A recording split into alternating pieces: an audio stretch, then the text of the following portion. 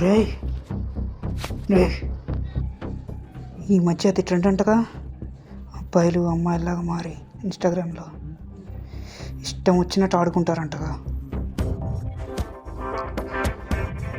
త్వరలో నేను నాకు పార్టీ ఇస్తా, చూస్తూ ఉండు.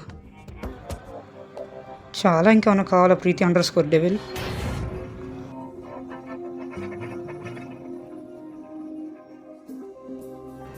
ఎవరో తెలుసా?